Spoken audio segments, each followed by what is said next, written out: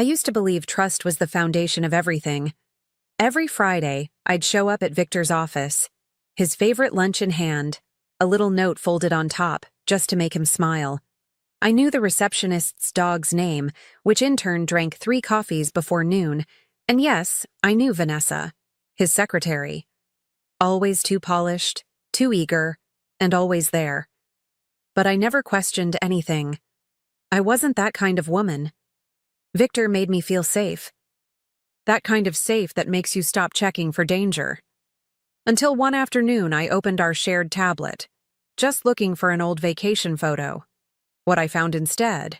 Messages, pictures, late-night snapshots of him and Vanessa, smiling like teenagers with no conscience. She called him V. He told her I'd never find out. He was wrong. I didn't scream. I didn't throw the tablet across the room or call him a monster. I just sat there, staring at the screen like it was a stranger's life. My heart didn't shatter. It went quiet, like the stillness before a storm. When Victor came home that night, humming like nothing had happened, I looked him in the eye and simply asked, "How long?" He blinked, confused at first. Then he knew. "It just happened," he mumbled, rubbing his neck like the words were heavy. "I didn't mean to hurt you." As if betrayal could ever be accidental. As if love just slips and falls into someone else's bed. I didn't cry in front of him. I didn't give him the satisfaction. Instead, I packed a small bag and walked out. Not just from our apartment, but from that whole chapter of my life. I didn't tell anyone what happened.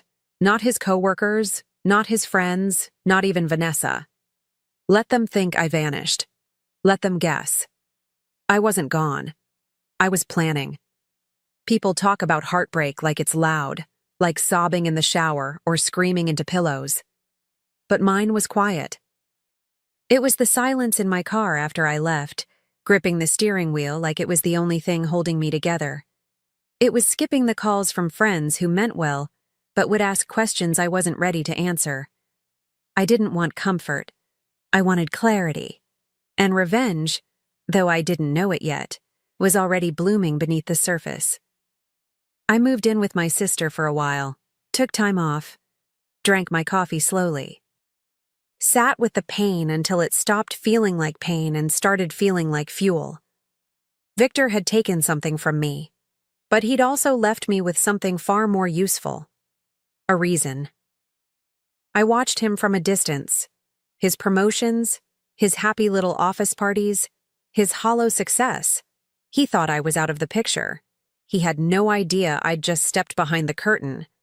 Because here's the thing about silence. It's not weakness. It's strategy. I never stopped working. People assumed I was healing, maybe licking my wounds. But in truth, I was building. I had my own career, investments, a few quiet partnerships, years of financial discipline that Victor never really paid attention to. He thought I was just the supportive girlfriend, and maybe I was. But I was also an architect of my own future, one he never imagined I could design without him. A few months after I left, I got word that his company was looking for new capital. It was casual gossip at first, mentioned over cocktails during a client dinner. But I leaned in, took notes. The more I heard, the clearer it became. This wasn't just an opportunity. It was a door, and I held the key. He had his affair. Now I had my angle. I didn't act impulsively. I played it cool, like a chess game I'd been preparing for years.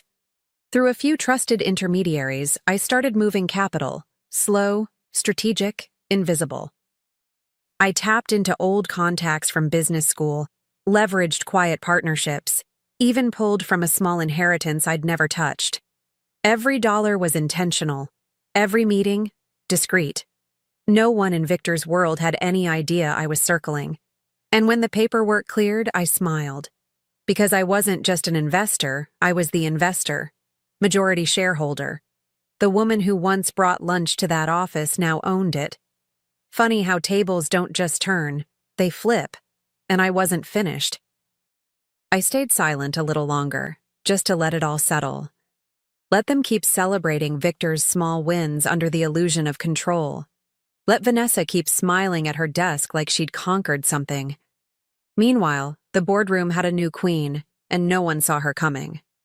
I'd read every quarterly report, studied the internal structure, mapped out who was loyal to whom. Knowledge is leverage, and I had more than enough. It wasn't about revenge anymore. It was about precision. He made me feel small. I made myself powerful. And now, I was ready to step back into that building, not as a woman scorned, but as the one signing the checks. The calm before the storm had passed. Now, it was time to let the thunder roll. The heels hit the marble floor like a countdown. One step, then another. Every inch of me was deliberate, tailored suit, chin high, eyes forward. I hadn't been in that building since the day I walked away with my heart in pieces. But now I walked in with equity, power, and a calm that could slice glass. The receptionist did a double take. An intern dropped her pen. Even the elevator seemed to pause for me. I didn't look for him. I didn't need to. The whispering started almost immediately. Is that... Oh my God, that's her. Let them talk. I was done being the story they pitied.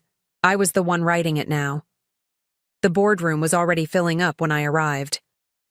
Department heads, executives, people in suits who didn't know I used to sit in the lobby, waiting for Victor with warm coffee and blind faith. Vanessa was there too, flipping her hair, pretending to care about the agenda.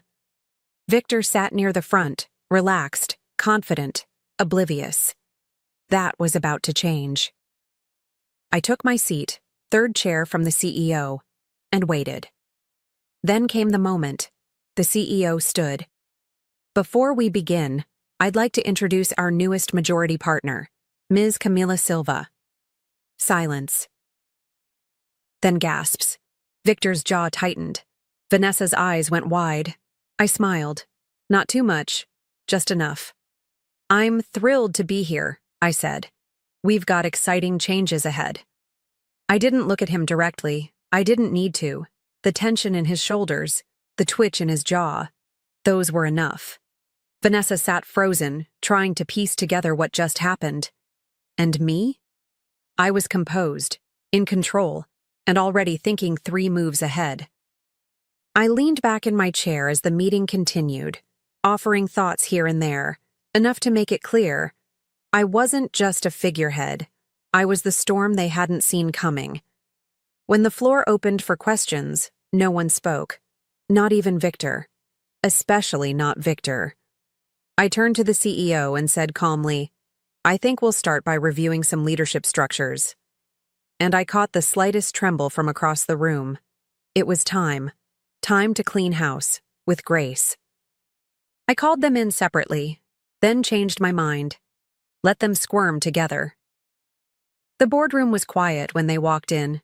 Victor went stiff the moment he saw me at the head of the table. Vanessa's heels hesitated mid-step. I gestured to the chairs across from me. No smiles, no small talk. Just business.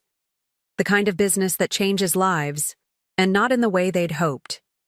Victor tried to open with a chuckle. Camilla, this is unexpected. I didn't blink. Take a seat. He did. Slowly. Vanessa kept glancing at him like he could save her. He couldn't even save himself. This wasn't a conversation. This was closure. Served cold, sharp, and corporate. I kept my voice calm. No raised tones, no dramatics. Just facts, cutting and final. I looked at Victor first.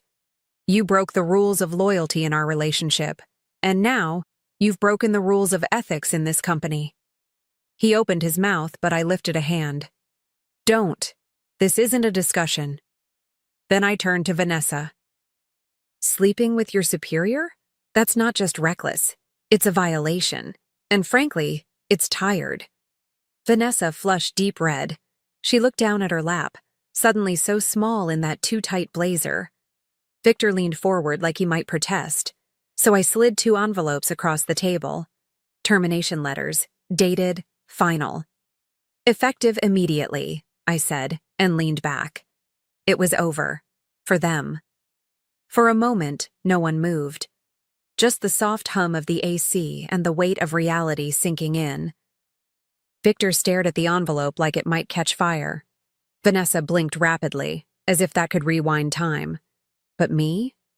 I felt steady, strong, like I had finally picked up the last broken piece of myself and set it down for good. I didn't gloat, I didn't smile. I simply stood. I wish you both the best, I said, already reaching for my planner. It wasn't kindness, it was closure. Victor's voice cracked when he finally asked, "Is this really how you want it to end?" I met his eyes. No, Victor. This is how you ended it, and with that, I walked out. Not hurt, not angry, just done. The office felt different now. Lighter, maybe. Or maybe that was just me, walking through it without the weight of betrayal clinging to my heels. People smiled when they saw me, not out of obligation, but with a kind of quiet respect. They'd heard whispers. They'd seen enough to put the pieces together. And while no one said it out loud, I could feel it in the way they looked at me, like someone who had been burned and came back fireproof. I wasn't there to prove anything. I didn't need to. Victor and Vanessa were gone, names removed, doors cleared. The silence they left behind didn't bother me. It made room for something better. I spent my days rebuilding, not just the company, but the culture. I promoted talent that had gone unnoticed. I encouraged voices that had been talked over. I listened more than I spoke, and when I did speak, people listened. Because I'd been through the fire and chose not to become bitter, but better.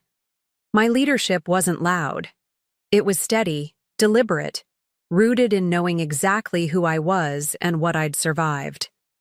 The board respected me, the staff trusted me, and quietly, they admired the way I'd handled it all, with grace sharpened like a blade. Victor and Vanessa? They disappeared from the industry. Reputation has a way of following you, especially when the truth echoes louder than gossip, and mine echoed in every polished corner of that office. I stood by the window on the top floor one morning, coffee in hand, the city stretching wide beneath me. The same skyline I used to dream under, only now, I owned a piece of it. A junior exec knocked lightly, asking if I wanted to clear my afternoon schedule. I took a sip, eyes never leaving the horizon. "No," I said calmly. "I have a company to run." And I already took out the trash. It wasn't about revenge anymore. It was about reclaiming what I'd handed away too easily. My power, my worth, my voice. He gave the secretary everything. I gave them both nothing. And I kept the company, all of it. "Are coming?" That was the room, dead silent, after my Aunt Janice turned to me during the quarterly board meeting and said with a smirk, "Still just a mediocre secretary, huh?" I was seated at the far end of the polished mahogany table, jotting down minutes like I always did. The room was filled with executives in tailored suits, department heads, investors, and of course, Janice, my late father's sister and the woman who had taken over the company's leadership after his death. She was polished, loud, and loved being the smartest in any room. I blinked, unsure if I heard her right. She didn't wait for a response. Her red, lacquered nails danced in the air as she chuckled and turned back to the VP of Finance. "She's been here, 7 years? 8? Still fetching coffee and scribbling notes. I mean, ambition just isn't for everyone." A few people forced awkward smiles. Most looked away. And me? I sat perfectly still. My pen hadn't moved in 10 seconds. I could feel my face flush, but I forced myself to breathe. Deeply. Slowly. Not a single person defended me. Not even Charles, the COO who had personally emailed me at midnight last week begging for last-minute projections. No one said, "Hey, that's not fair." No one said, "Actually, Myra's been essential on multiple projects." They just let it happen, because in their eyes, I was just the quiet one. The secretary, the polite girl in beige who took notes, scheduled meetings, and blended into the wallpaper. But what they didn't know, what Janice had conveniently ignored, was that I had been in almost every room where decisions were made. I had built bridges with clients, smoothed over crises before they blew up, and memorized more about this company than half the people sitting at that table. Still, I said nothing. I turned the page in my notebook calmly and wrote, Q2 revenue projections under review. Janice went on talking, flaunting numbers, using big words, laughing a little too loud. But every word after that insult felt like static to me. I wasn't hurt. I was reminded of how long she'd underestimated me, how little she knew about the moves happening behind the curtain, and how satisfying it would be when she realized the signature they'd need tomorrow to finalize their $373 million deal would have to come from me. But not today. Today, I just sat, smiled faintly, and nodded when they asked if I could book the follow-up call. Because sometimes the most powerful answer is silence. And sometimes the quietest person in the room is the one holding the pen that can change everything. They saw me as a shadow, a soft voice, a secretary, but no one ever asked how I got there. If they had, they would have learned I wasn't always Mira the note-taker in a pencil skirt. I used to be Mira the loud one, Mira the troublemaker, Mira the girl who wasn't invited to family dinners because she made them uncomfortable. When my dad passed, I was just 18. 1 week out of high school. Everyone expected me to fall in line, to either marry someone safe or vanish into a quiet, forgettable job. My Aunt Janice stepped into the spotlight almost instantly. She handled the funeral arrangements, stood tall in front of the company shareholders, and in one elegant motion, absorbed my father's legacy like she'd been preparing for it her whole life. She never looked back at me, not once. I had no seat at that table. While Janice was out hosting luncheons and accepting awards in our family's name, I was scrubbing floors at a late-night diner and folding napkins for minimum wage. I enrolled in night school, community college, then university, working 2 jobs to pay for courses no one believed I could pass. I'd do double shifts, come home sore and exhausted, and still spend hours studying spreadsheets, marketing strategies, and contracts long after midnight. I didn't party. I didn't post about grinding. I just worked. Quietly, steadily, and I watched. I watched how Janice operated, how she sweet-talked clients, how she maneuvered around investors, how she always stayed polished but never personal. She was brilliant, no doubt, but heartless. Even when I finally joined the company, she never introduced me as family. Just Mira, one of our assistants. Like I'd wandered in from the hallway and never left. I started in the mailroom, then admin, then scheduling. Every time I moved up, she'd raise a perfectly arched brow and say, "Well, if that's what she wants." She thought ambition was something loud, flashy, ruthless. She didn't understand my kind. I learned the company's heartbeat by being its quiet pulse. While Janice was schmoozing big clients, I was sitting in strategy meetings with people who actually did the work. I offered ideas, never loudly, never pushing. Just enough. I'd built trust. Slowly, authentically. And when the CEO, Mr. Griffin, was preparing to retire, guess who he pulled aside one rainy evening in the hallway? Me. "I've seen what you've done here, Mira. And more importantly, I've seen how you treat people," he said. "The company needs someone who understands both the spreadsheets and the souls behind them." He mentored me for a year. Quietly. No announcements. No one knew I had been shadowing him. Attending private briefings. Meeting stakeholders behind the scenes. And when he stepped down, the board already had the paperwork ready. Approved. Signed. I had already been promoted. But I didn't take the CEO title publicly. Not yet. Because I wanted to see. I wanted to know exactly how the people who claimed to care about me would treat me if they thought I was still just the secretary. And Janice? She didn't disappoint. She mocked me like always, thinking I was harmless, invisible, safe to belittle. But the truth is, I had grown into something she never expected. And soon, she'd come face to face with the woman she helped create, without even realizing it. Titles are just words, until they become shields. When I chose to keep executive coordinator under my nameplate, people assumed I was stuck. Maybe I didn't want more. Maybe I wasn't capable of more. That's how they talked when I wasn't in the room, or worse, when I was just sitting silently beside a spreadsheet, jotting notes while they made billion-dollar decisions. But here's the thing. The entire time they were looking down at me, I was managing the actual numbers. After my father died, they revealed something no one expected. While Aunt Janice took the public spotlight and handled the PR chaos, I inherited 30% of the company shares, locked in a trust until I turned 25. No one, not even Janice, paid attention to the fine print.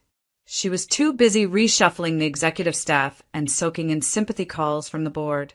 She thought she'd clean the slate, but I waited, quietly. By the time I turned 25, I already knew the ins and outs of every department.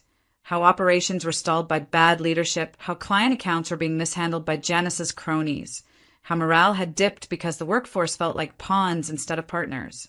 I didn't throw tantrums. I didn't demand meetings. I became indispensable. I started handling quiet mergers. I fixed budgets that senior managers couldn't untangle. Clients began asking for me by name, not because I had the title, but because I got results. I wrote strategies that saved millions. I mentored interns, boosted departments, streamlined supply chains. And when my voting rights activated with my shares, I didn't use them recklessly. I built alliances. Some saw it early. One board member even pulled me aside once and asked, "Why don't you take more credit?" I smiled and said, "Not yet." Because strategy isn't just about what you show. It's about when you show it. My aunt had spent years building her reputation on power and polish. But I built something she never thought to value: trust. Authentic, earned trust. From the warehouse managers to the finance analysts, people knew I had their backs. Not just because of bloodlines or legacy, but because I showed up when others didn't. So yes, I still let them call me Mira from Coordination. I let Janice toss me her coffee cup once before a meeting. I let her talk down to me in front of the interns. I let her smirk when I walked in with paper folders instead of a presentation clicker. Because every single second of dismissal was currency. And the payout was coming. They thought they knew who sat at the table. They had no idea who owned it. The buzz in the office was electric. You could feel the tension thrumming through the floors like an unspoken countdown. Phones ringing. PowerPoint slides being tweaked until the last second. Executives skipping lunch. For weeks, every department had been working overtime for one reason: a $373 million international partnership deal with a European conglomerate that would supposedly redefine our company's future. My Aunt Janice strutted through the corridors like she already had the contract framed above her fireplace. Everyone kept saying, "This is her masterpiece." I sat silently in those meetings, 2 chairs down from her, nodding as her voice filled the conference room. She was polished, practiced, loud, but not accurate. She didn't notice how I made tiny notes in the margins of the draft contracts, how I followed up with our compliance team about a clause she missed. She didn't notice that one of the foreign stakeholders had quietly emailed me, not her, asking for clarification on a sensitive clause around data protection. I gave them what they needed. And I waited, because I knew something Janice didn't. While she assumed the deal was hers to seal, she hadn't paid attention to the restructured governance policy my father had left behind. The one that outlined that for any international contract exceeding $250 million, the final signatory must be the acting CEO and at least one major shareholder. And Janice, despite all her loud authority, held neither role. Guess who did? Every legal paper she'd paraded around the board had a blank line at the bottom, waiting for the one signature that made it valid: mine. Of course, I said nothing. I let them book the press conference. I watched the international team fly in. I even brought coffee to the strategy session Janice held the night before, listening as she joked about me being reliable, but still a little green for the big stuff. Everyone laughed. I smiled, because this wasn't just about a deal. It was a test of their perception, their arrogance, and their blindness to what stood right in front of them. The morning of the final signing, Janice walked into the boardroom wearing a power red blazer and a grin that could cut steel. The table was set. The contract was printed. Cameras were being tested for the post-signing media reel. All eyes were on her, until the European rep, a quiet man with glasses and a razor-sharp sense of legalities, looked at the last page and said, "We're still missing the final authorization signature." Where is your CEO? Janice blinked, laughed politely. You're looking at her. But he didn't laugh. He looked at me. Mira Levine, he asked. Isn't your name listed as acting CEO in this registry? The silence that fell was ice cold. I took a slow sip of my coffee, set it down and stood. Yes, I said clearly. That's correct. I'll need a moment to review the final version before I sign. Janice's face drained of color. The board members started whispering. And just like that, her illusion cracked. No shouting, no scenes, just a signature-shaped truth no one could deny. And I wasn't done yet. The next morning, the office looked nothing like the high-gloss powerhouse it pretended to be. The atmosphere was thick with panic. Phones buzzed nonstop. Voices that were usually confident now whispered behind closed doors. The big signing event had turned into a crisis. Word had gotten out. The deal, worth nearly $400 million, was frozen. Investors were calling for answers. And the foreign partners? They were growing suspicious, threatening to walk if paperwork wasn't finalized within 48 hours. At the center of it all was one missing thing, a signature. Mine. Janice had been in damage control mode since sunrise. She rushed from legal to finance to the boardroom and back, flanked by assistants who looked like they were about to collapse. Her voice, usually full of swagger, now cracked with strain as she tried to clarify things with stakeholders. But no amount of smoothing over could change the facts. The legal team finally laid it out in black and white. The deal cannot move forward without Mira Levine's approval. She holds both the acting CEO title and the required shareholder percentage for executive authorization. That sentence was replayed again and again throughout the building. People who had ignored me the day before were now peeking into my office, suddenly remembering my name. I sipped my tea in peace, reading through the final documents on my desk. I wasn't rushing. I wasn't hiding. I was simply letting them feel the weight of what they'd overlooked. At precisely 11 a.m., I walked toward the executive boardroom. And when I opened the door, the reaction was immediate. All heads turned. Some stood. Janice froze mid-sentence, her face visibly tightening.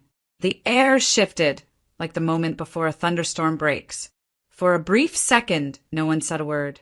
Then one of the board members, a man who'd once said in a meeting that I was a sweet girl but not really leadership material, cleared his throat. Mira, thank you for joining us.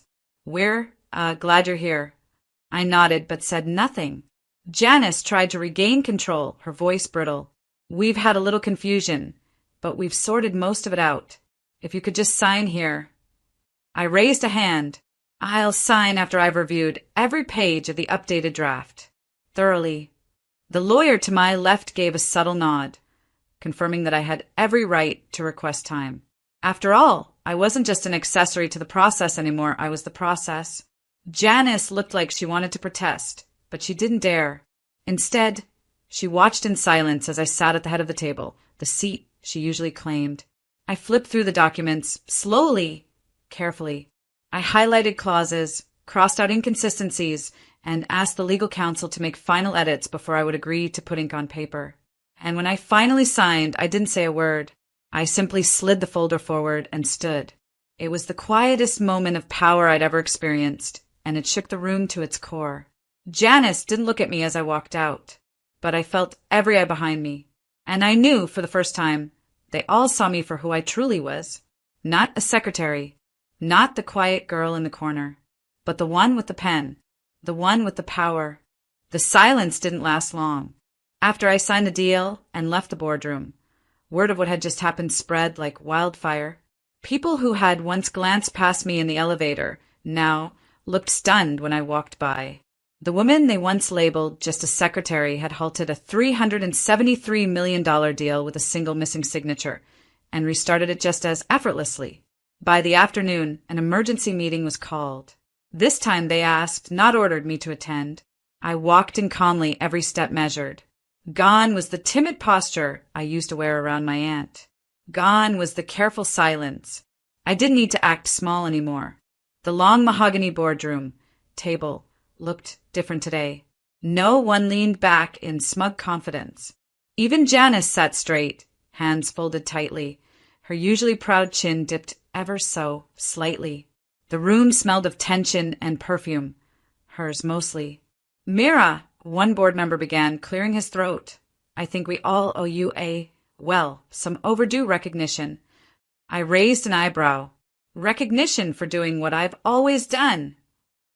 The older man paused, embarrassed. "I think it's time," I continued, "that we clear something up."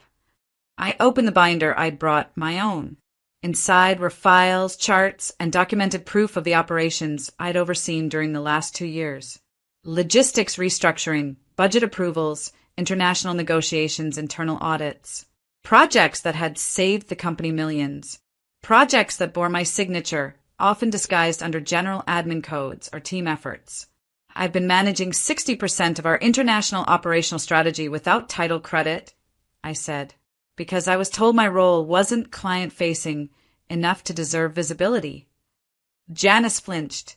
"And yet," I continued, "when supply chains froze last year, who coordinated the alternate vendors that kept our factories running?" Silence. "Who caught the miscalculation in the Mexico deal before it cost us litigation?" Still silence. I turned a page. "Who signed off on the vendor contract from Singapore that quadrupled our profit margin in Q2?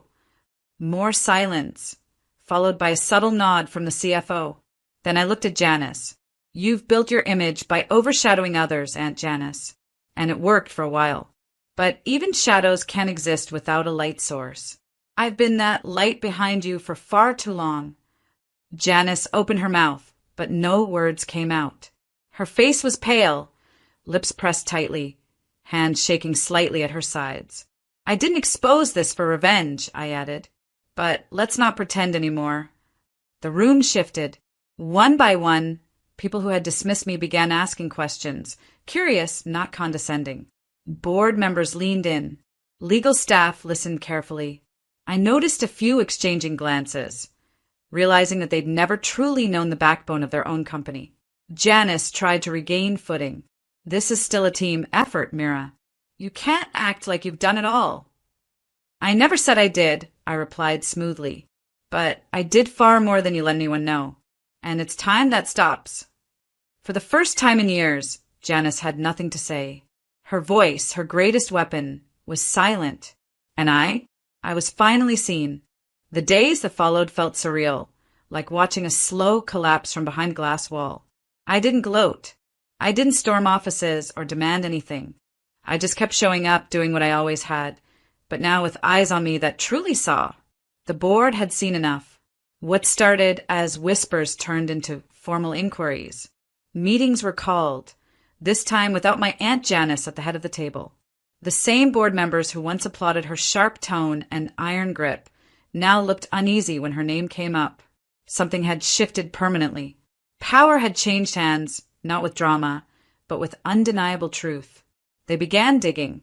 Turns out, my aunt's reign had been littered with quiet negligence, disguised as decisive leadership. Financial oversight she'd blamed on interns? It was her. A misstep in vendor contracts that nearly cost us exclusive deals in Europe? Covered up. Her hiring practices? Heavily skewed in favor of friends, and yes, family. The HR director presented a file during a private review meeting. It listed multiple complaints of hostile management style, mostly dismissed or handled internally. I recognized some of the names. So did the board. I was asked to sit in during her executive review. Not to accuse her, but to answer questions, clarify timelines, verify decisions. Janice walked into that meeting with her signature poise. Chin up, hair in its usual severe bun. Lips pressed in the shade of someone used to winning arguments. But her eyes flickered when she saw me seated comfortably at the table, right beside the chairman. "I assume this is all just a formality," she said dryly, flipping her folder open. "No," the chairman said. "This is a reassessment." The next hour was brutal, not by yelling, not by accusations, but by facts, dates, memos, emails, numbers. Why was this contract rushed through without full board review? Why were 3 senior female staff members moved out of key roles within a month after disagreements with you? How did a personal assistant with no experience become a regional manager under your recommendation? Janice shifted in her seat. Her sharp tongue faltered under the weight of data. And then came the moment I'll never forget. Mira, the chairman turned to me. Would you be willing to temporarily oversee Janice's departments until we complete this transition? The room was silent. Janice's hands curled into fists. Excuse me. The chairman continued, calm and firm. Effective immediately, your executive decision-making authority will be suspended. Janice, pending formal board review, will determine permanent restructuring next quarter. But this has gone on long enough. Janice looked at me, really looked like she was seeing me for the first time. Her mouth opened, but no sound came out. There was no shouting, no dramatic scene, just quiet implosion. I nodded at the chairman. I'll make sure everything continues to run smoothly. As Janice stood to leave, her heels clicking against the marble floor sounded less like power and more like retreat. No one stood. No one defended her. Her downfall wasn't a flame out. It was a slow extinguishing of control she had taken for granted. And I didn't need to lift a single stone to collapse that pedestal. The truth did it for me. I used to wonder if silence was weakness, if staying in the background meant you'd always be invisible. But now, walking into the boardroom, not as the assistant they overlooked, but as the CEO they now depended on, I finally understood silence isn't weakness. Sometimes it's preparation. I didn't need applause. I didn't crave their approval anymore. What I had now couldn't be taken away because it was earned. Every late night, every ignored idea, every time I'd smiled through a dismissive comment or done the work while someone else claimed the credit, it had built something inside me. Not bitterness, not revenge, clarity. And with clarity came strength. Real strength. Not the kind that shouts to be heard, but the kind that moves things quietly because it knows its worth. The first meeting I led as CEO, I noticed it. The stillness when I entered, the focus in their eyes, the careful way they listened, not because I demanded it, but because they'd seen what I could do. They'd seen the woman they once called a mediocre secretary become the very person who steadied the company when it could have crumbled. My aunt hadn't spoken to me since that day, and that was fine. I didn't need an apology from her. Some people aren't capable of seeing past their own reflection, but I'd stopped waiting for people like her to validate my place in the room. I belonged because I'd shown up, even when no one thought I mattered.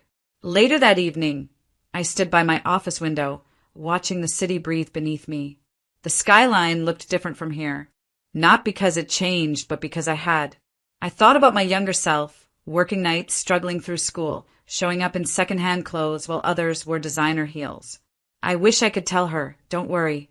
They'll see one day, and when they do, you won't need to yell. You'll just walk in, and everything will speak for itself. That's what power is. Not loud, not cruel, but graceful, steady, unshakable. I turned off the light in my office and stepped out, not as the girl who was pointed at and ridiculed, but as Mira Kingston CEO. And this time no one dared to scoff. Married, I genuinely felt like my heart would burst with joy. Raina, he proposed, she squealed over the phone, her voice vibrating with happiness. And despite everything, our differences, our disagreements over the years, I meant it when I said, I'm so happy for you, Eva. Truly. I remember looking over at my daughter Lily, who was sitting at the kitchen island, dunking a cookie into her tea while doing homework. Aunt Eva's getting married, I told her with a grin. Her eyes lit up immediately. Do I get to be a bridesmaid? She asked, nearly dropping her cookie in excitement. I laughed. Maybe. We'll find out. Lily was 16. Sweet, intelligent, kind to her bones. She had that quiet confidence some kids only dream of having at her age. And she adored Eva. In her mind, Eva wasn't just her aunt. She was like a glamorous older sister. They had movie nights, late-night phone calls, even matching bracelets. So, in Lily's heart, being a part of Eva's wedding wasn't just a wish. It felt like something certain. A few days later, Eva invited me over for lunch to talk about the wedding plans. I showed up with a little bottle of champagne and a heart full of excitement. We laughed, we planned. She showed me her Pinterest board and swatches of pastel-colored bridesmaid dresses. Everything's going to be perfect, she said, her eyes dreamy. Then she cleared her throat. There's just one thing, Raina. I wanted to talk to you before the invites go out. Sure, I said, sipping my tea. I've decided I'm going to keep the guest list pretty adult. Grown-up vibes, cocktails, music, that kind of thing. So, I hope you're okay with Lily not being invited. I blinked. Wait, you're not inviting Lily? It's nothing personal, she said quickly, her smile tightening. I just think 16 is a little too young for the kind of wedding I'm envisioning. I felt my jaw clench. But she's family. She loves you. She was so excited. Raina, she interrupted, placing her hand over mine in a patronizing way. I need you to respect this decision. It's my day. My stomach dropped. I couldn't find words for a moment. All I could picture was Lily's face, how her eyes would fall when I told her, how she'd try to pretend it didn't bother her. I looked Eva straight in the eyes and said calmly, if my daughter isn't welcome, then we won't be coming. She blinked, caught off guard. Oh, well, that's your choice. I stood up, setting my tea down. It is.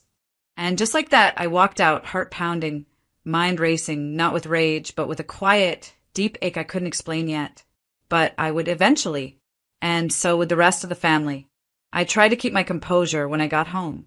I didn't want Lily to see the sadness on my face the moment I walked through the door, but she could always read me like a book. Mom, is everything okay? She asked, setting down her headphones. I sat beside her on the couch and gently took her hand. Sweetheart, Aunt Eva doesn't want anyone under 18 at the wedding. She said it's going to be an adult-only event. She stared at me for a moment. Oh, she said softly. Okay, that's fine.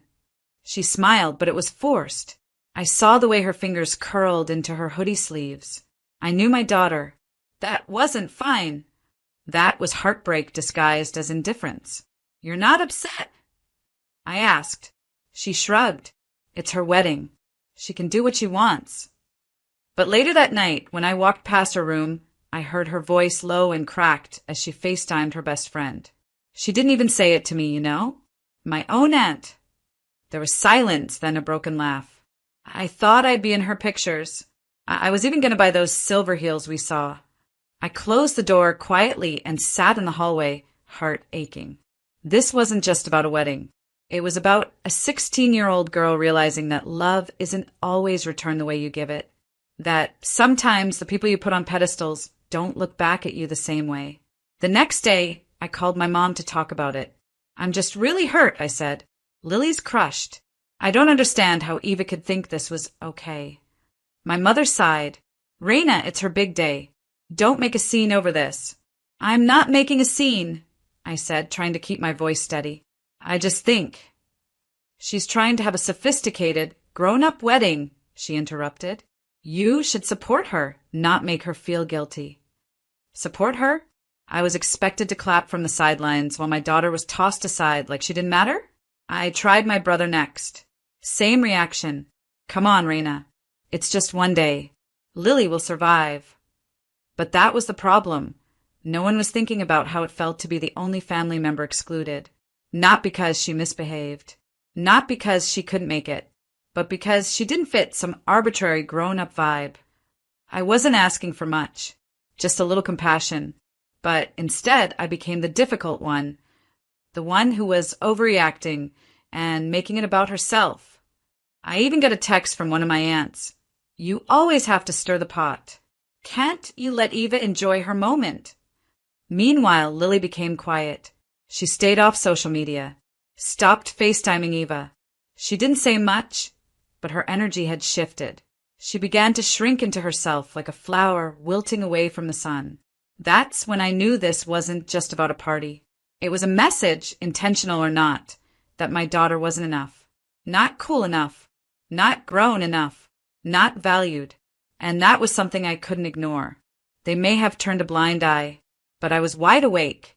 The wedding day came like a storm we saw brewing from miles away, but still weren't prepared for. Lily and I stayed home. Just the two of us, curled up on the couch with a bowl of popcorn and a movie neither of us paid attention to. Outside, it was just another sunny Saturday. But inside our little house, there was a weight in the air, like something sacred had been broken. The silence between us said more than words ever could. Then the notification started. My phone buzzed every few minutes with tag photos, family group chats, and endless updates. Eva in her sparkling white dress, my mom in a seafoam green gown, my brother with his arms around his wife. Hashtag Evie ever after. Hashtag family forever. The irony hit me like a punch. Do you want to see them? I asked Lily gently. She didn't answer, just shook her head and tucked her knees tighter to her chest. She'd barely touched her popcorn. I glanced at the screen again. Photo after photo of my family laughing, toasting, dancing under fairy lights. A whole universe that Lily and I had been quietly cut out of. One photo made me stop cold. It was of all the nieces and nephews gathered together, holding sparklers with the caption, "The next generation!" All except Lily. She had literally been erased. That night, Lily didn't say much. She just went to her room early, claiming she had a headache. I waited a few minutes, then walked up quietly to check on her. Her door was open just enough for me to see her curled under the blanket, headphones in, her phone screen glowing as tears rolled down her cheeks. I backed away, heartbreaking, and sat on the stairs, clenching my fists. It wasn't just a wedding. It was a message. A reminder that you can love people with your whole heart and they'll still decide you don't fit their picture. The next day, I noticed her starting to pull away. Not dramatically, just subtle things. She stopped calling her cousins, ignored texts, deleted her Instagram. I saw the light in her dim, just a little more each day. I wanted to scream. At Eva. At my mother. At the whole damn family. Instead, I sat with Lily, trying to find ways to bring her back to herself. You know this doesn't mean anything about your worth, right? I told her one night, holding her hand across the kitchen table. Their choice says everything about them, not you. She nodded, but her eyes didn't quite believe me. And I realized something in that moment. This wasn't about a party or an invitation. It was about what people choose to prioritize. It was about a girl who had done nothing wrong being made to feel invisible by people who were supposed to love her unconditionally. It was about how casually we discard others when they don't fit the narrative we're building for ourselves. And maybe they thought it would all blow over, that we'd forget, forgive, and pretend none of it mattered. That Lily would bounce back, and I'd sweep the pain under the rug. But they didn't know me, and they definitely didn't know my daughter. Because while they were busy staging perfect photos for likes and comments, something inside me was shifting. Quietly, firmly. I wasn't planning a fight. I was planning something better. I didn't send a dramatic text or post some cryptic quote online. I didn't confront Eva or demand an apology. I simply stepped back. It started with brunch, a weekly tradition with my mom and aunts, filled with passive-aggressive compliments and forced laughter. I canceled. No excuse, just won't make it today. Then another Sunday came and went. And another. Eventually the text slowed. Then stopped. I left the family group chat quietly, not in a blaze of drama, but like a door that closes gently and doesn't reopen. No one asked why. Or maybe they noticed and chose not to. I didn't care. The truth is I was tired. Tired of pretending the weight in my chest was something I could ignore. Tired of showing up to people who wouldn't show up for us. So I gave all my energy to someone who deserved it. Lily. I started planning little Saturday adventures. Just the two of us. Farmers markets, art museums, coffee shops with poetry readings. Places that made her eyes light up again. Sometimes we didn't even do anything special. We just lay under blankets, binge-watching mystery shows. And that felt more honest than any family gathering ever had. I didn't need to explain my silence to anyone. If they didn't feel the absence of Lily at the wedding, they weren't going to feel our absence now. And still the texts came from time to time. You've been distant lately. Eva asked about you. You and Lily should come by. It wasn't personal, but it was personal. Maybe not to them, but definitely to my daughter. And that made it personal to me. I responded with polite but firm boundaries. No blame, no bitterness, just space. They'd made a choice. And now, so had I. What they didn't realize was that I wasn't waiting for an apology. I wasn't hoping to be welcomed back. I was building a new reality where Lily and I weren't afterthoughts. I was reclaiming my peace. And in that silence, I found something powerful. Clarity, and maybe a little spark of something else. Something I'd been quietly planning. Something they never saw coming. Christmas was always Eva's thing. The big tree, the carefully curated matching pajamas, the themed dinner menus and choreographed photo ops. Every year, she transformed her house into a holiday movie set, and every year the entire family dutifully showed up to play their parts. Except this year I didn't. When Eva sent out the group message, "Christmas dinner at ours! Same time, same sparkle. Can't wait to see everyone," I replied simply, "Thanks, but Lily and I already have plans." No drama, no explanation, just a calm boundary. She didn't reply, neither did anyone else. But I saw the read receipts, and that was enough. What they didn't know was that I'd been planning this Christmas since the night of her wedding. Not out of spite, but out of intention. I didn't want to spend another holiday being a prop in someone else's perfect picture. I wanted something real, something warm, something Lily would actually feel, not just pose for. So we stayed home and made our own magic. I let Lily plan the day however she wanted.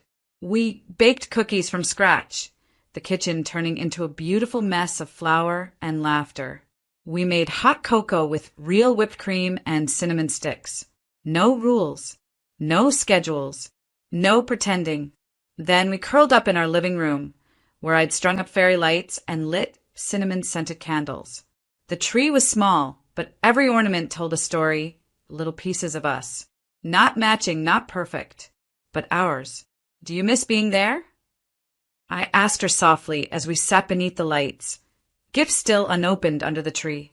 She shook her head, her eyes calm. Not even a little. And I believed her, but I still had one surprise left.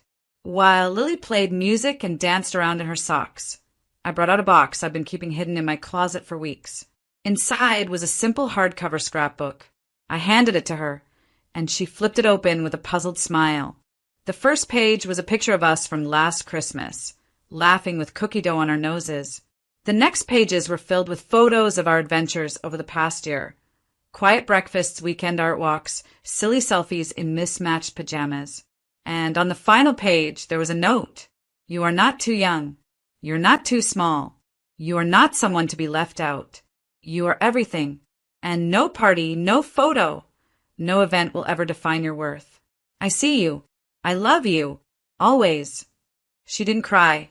She just hugged me hard and whispered, "This is the best Christmas I've ever had." And that's when I knew we weren't missing out on anything. They were. Because while Eva was toasting with her crystal glasses and snapping another perfect photo, I was here in the glow of something real. And just when I thought the day couldn't get better, the text started rolling in. "You're really not coming?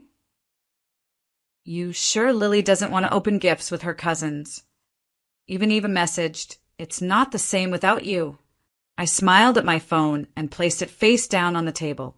Because this year, we didn't need to be anywhere we weren't wanted before. And next year?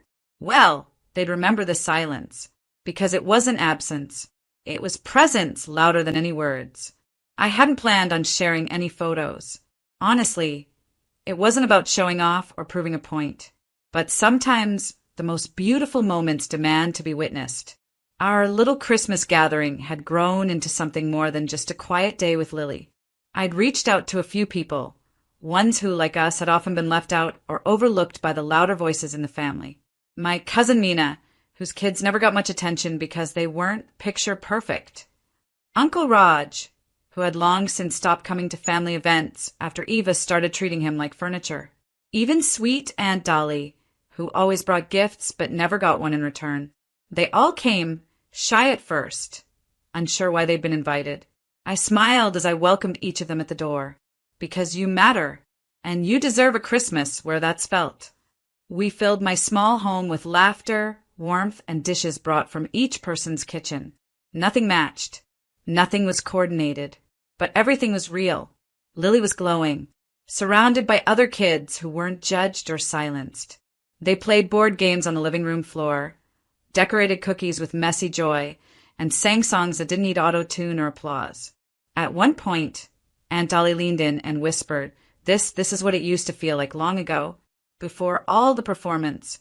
I snapped a photo then, her smile, the crinkles around her eyes, the plate of cookies in her lap, and posted it on my private social media with a caption that simply read, "A different kind of Christmas, the kind that feels like home." I didn't tag anyone, didn't mention Eva, didn't need to, but you know how families are. The pictures began to ripple through the grapevine. People started sharing them, commenting things like, "Wish we were there," and "Looks like you all had so much fun." I saw screenshots floating into the family group chat I'd left. Apparently the contrast was striking. Their matching pajamas and picture-perfect backdrop looked sterile next to our chaos-filled, heartwarming evening. Eva's photos had the polish. Mine had the soul. And slowly the silence broke. I got a text from a cousin I hadn't spoken to in years. "You reminded me what holidays are supposed to be. Mind if we join next year?" Another message from someone I barely knew but had seen at family weddings. "I always felt like I didn't belong. Your post made me cry. Thank you for that." Even my own brother, who had been Eva's little shadow most of his life, messaged, "Your dinner looked amazing." Eva was kind of tense all evening. I think she noticed. Oh, I was sure she did, because for once, the spotlight wasn't on her carefully curated life.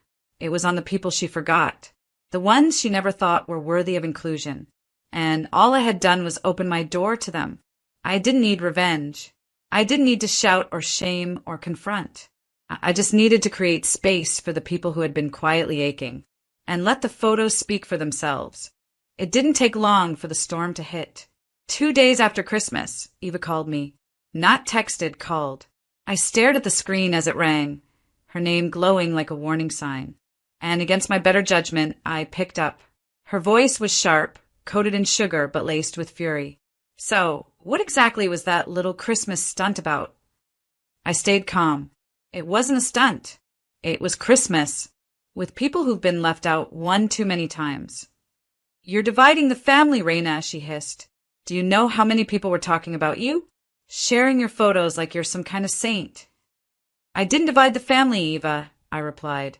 "I just stopped pretending it wasn't already broken." That's when she lost it. "You're bitter because Lily didn't get invited to the wedding. That's what this is really about. You're twisting everything and making me look like a villain." I didn't yell. I didn't defend. I don't need to make you look like anything, Eva. People see what they see. Maybe it's time you asked why.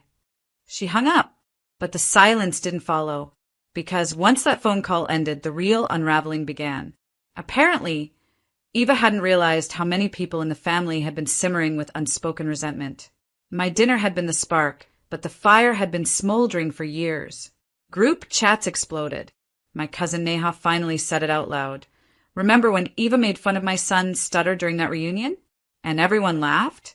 He cried the whole way home." Aunt Dolly added, "I haven't had a Christmas gift with my name on it in 15 years. Even my brother, the golden boy of the family, confessed she uninvited my wife from the baby shower because her style didn't fit the vibe. I never said anything, but it always hurt."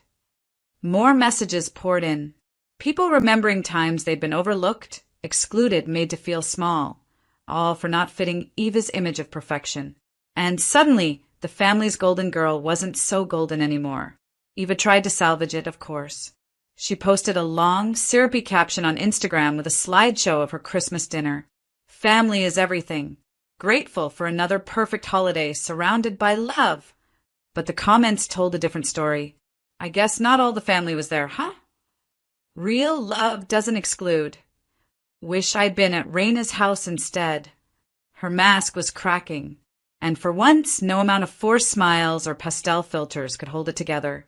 She tried messaging relatives privately, spinning her version of events. But too many people had seen the truth now. And once people feel seen, they don't go back to being invisible. One by one, the facade collapsed. My parents, who had always blindly backed Eva, called me that evening. At first, they tried to guilt me. "You didn't even show up. You could have caused a real scene if you had." But I could hear the unease in their voices. I wasn't the problem anymore. The problem was how long they'd ignored the actual one. And now the entire family knew it. I didn't scream. I didn't argue. I just said, Maybe this Christmas was exactly what needed to happen. They didn't know how to respond, because the truth was finally louder than their excuses, and the woman they once dismissed for being too sensitive, she'd quietly pulled the thread, and the whole tapestry of pretense had come undone. I stood at the kitchen sink days after New Year's, rinsing the last of the dessert trays from our Christmas dinner. Outside the window, Lily and two of the younger cousins were building a lopsided snowman, laughing so hard they could barely pack the snow straight. That sound, that laughter, was everything. No filter, no spotlight, no performance, just joy. I didn't throw a fit when Eva banned my daughter from her wedding. I didn't start a war or beg to be included. I didn't try to argue with people who'd already decided who mattered and who didn't. I just chose a different path. I protected Lily, even when the world told me I was overreacting. I gave her space to hurt, and then I gave her space to heal. I reminded her that her worth isn't determined by an invitation or a seat at someone else's table. Instead, we built our own table. And when I quietly opened that door to the overlooked and the forgotten, when I welcomed them with no expectations, no obligations, I felt something I hadn't in years. Peace. This wasn't about revenge. It never really was. It was about clarity. Because when people show you who they are, when they make it clear you're only valuable if you fit their mold, you don't have to fight them. You just stop playing along. Let them keep their cold elegance and curated perfection. Let them sit in rooms where only certain people are allowed in. I'll take messy joy over manufactured beauty any day. And as for Eva, I didn't need an apology from her. The truth had found its way out, louder than I ever could have shouted it. And honestly, the silence that followed said more than any apology ever could. That Christmas didn't just change the family. It changed me. I'm no longer the woman who waits for others to include me. I'm the woman who makes her own circle and fills it with light. As I dried my hands and looked back out at Lily, she caught me watching and waved, her cheeks pink with cold, eyes full of life again. That wave, that smile, that was my closure. That was my quiet victory. And it was enough.